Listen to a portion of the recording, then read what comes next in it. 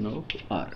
ठीक आहे, हे 4 ऑप्शनपैकी कोणतं स्टेटमेंट ट्रू आहे हे आपल्याला फाइंड करायचं आहे. MHT-CET 2022 मधला मॅथमॅटिकल लॉजिकमध्ये लॉजिकल कनेक्टिव्स,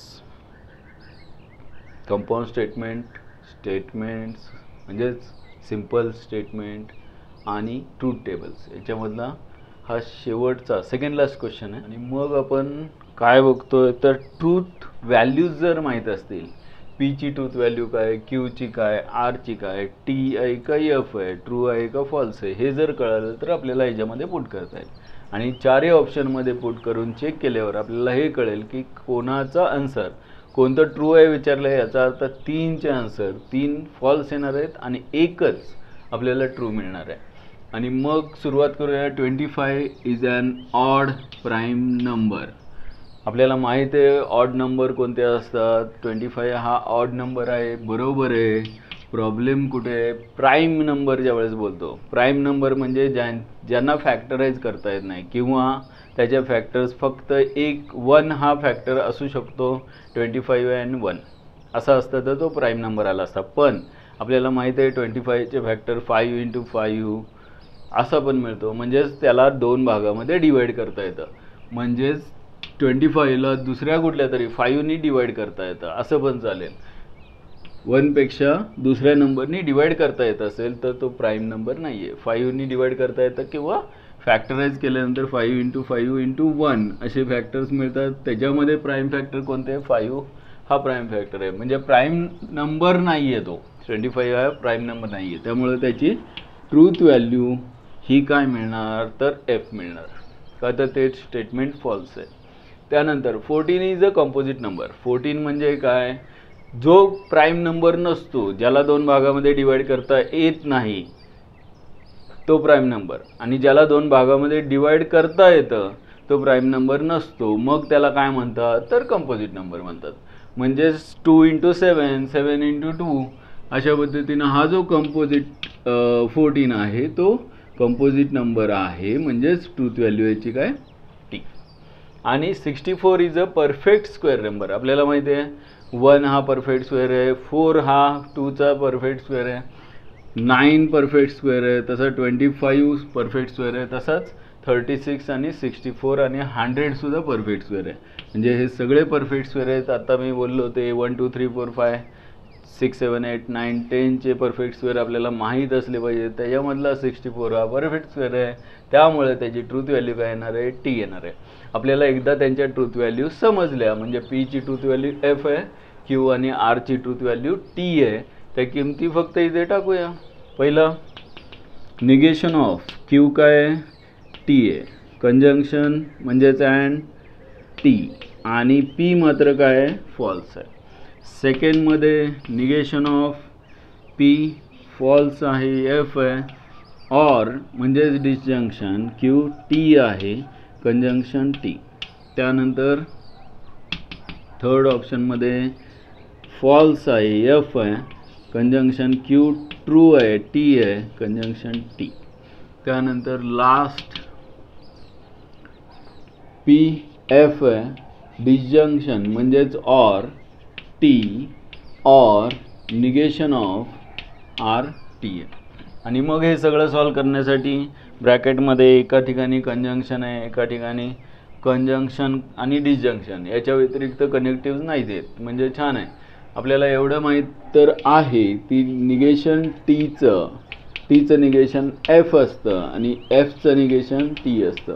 त्यानंतर अजून एक रिझल्ट आपल्याला माहीत आहे की टी कंजंक्शन टी, कंजंक्शन असेल म्हणजेच अँड असेल कुठे तर टी टी असेल तरच रिझल्ट टी असतो, बाकीच्या सगळ्या केसमध्ये फॉल्स येतो. त्यानंतर डिसजंक्शनचा रिझल्ट काय आहे तर दोन्ही एफ असतील तरच त्यांचं डिसजंक्शन काय येतं फॉल्स येतं. दोन्ही फॉल्स स्टेटमेंट असतील तर त्यांचं डिसजंक्शन म्हणजे ऑर जे आहे त्याचा रिझल्ट मिळतो आपल्याला फॉल्स. नाही तर बाकीच्या सगळ्या केसमध्ये टी एफ, एफ टी आणि टी टी या केसमध्ये रिझल्ट काय मिळणार आहे ट्रू मिळणार आहे. हे जर माहीत असेल तर आपल्याला हे सॉल्व करायला जास्त बरं पडेल. आपण काय करूया, अगोदर ब्रॅकेटचा विचार करूया. म्हणजेच टी टी आहे, कंजंक्शन टी टी असेल तर टी येणार आहे. निगेशन बाहेरचं आहे तसं अगोदर ब्रॅकेट सॉल्व करतोय सगळे एका वेळेस सगळे करूया. म्हणजे काय चुकत असेल किंवा कन्फ्युजन होणार असेल तर इथून पुढे होणार नाही. लक्षात येईल तुमच्या. निगेशन एफ, एफचं निगेशन काय टी. डिसजंक्शन टी टी असेल तर कंजंक्शन आहे अँड आहे म्हणजेच रिझल्ट काय मिळतो टी. त्यानंतर एफ टी कंजंक्शन अँडचा रिझल्ट टी टी असेल तरच टी, बाकी केसमध्ये म्हणजे याचा रिझल्ट मिळणार फॉल्स एफ. आणि कंजंक्शन अँड टी आहे तसं. त्यानंतर एफ टी डिसजंक्शन ऑरचा रिझल्ट कोणता लक्षात आहे आपल्या, डिसजंक्शन दोन्ही एफ असतील तरच एफ, म्हणजेच या केसमध्ये दोन्ही एफ नाही आहेत म्हणजेच काय येणार टी येणार. ऑर म्हणजेच डिसजंक्शन, निगेशन टी, टीचं निगेशन काय तर एफ. आपण शेवटचा रिझल्ट द्यायच्या अगोदर सुरुवातीपासून निगेशन टीचं काय, टीचं निगेशन असतं एफ, डिसजंक्शन एफ. आणि एफ एफचं डिसजंक्शन म्हणजेच ऑर, ऑरचा रिझल्ट एफ एफ असेल तर एफ, बाकी सगळे ट्रू असतात. हे एफ एफ आहे म्हणजे फॉल्स, म्हणजेच आपला हा ऑप्शन नाही आहे. आपल्याला ट्रू स्टेटमेंट कोणतं आहे फाइंड करायचं आहे.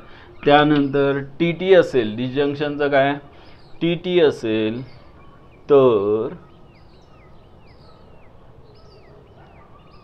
पी फॉल्स ट्रू आणि टी टी टी बी ऑप्शन.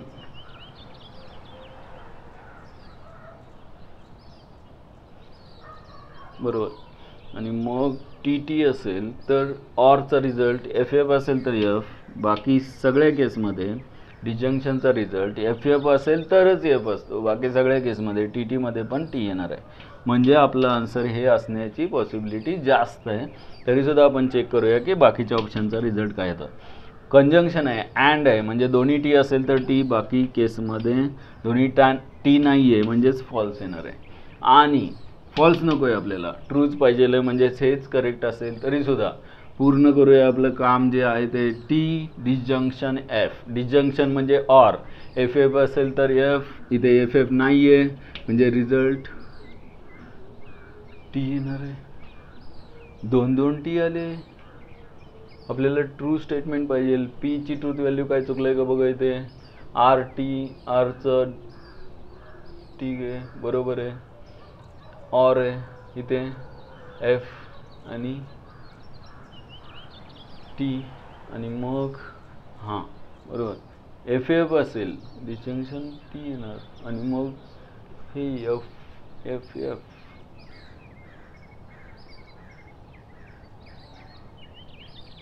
डी ऑप्शन करेक्ट आहे का, डी. पी और क्यू अँड निगेशन आर आहे की रे, अँड इथे अँड अँड अँड.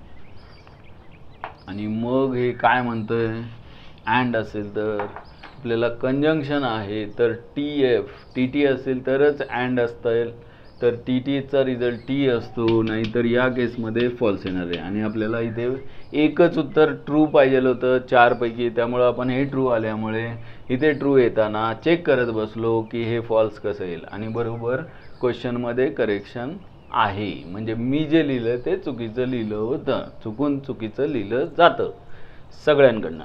आणि मग बी ऑप्शन करेक्ट आहे तर आपण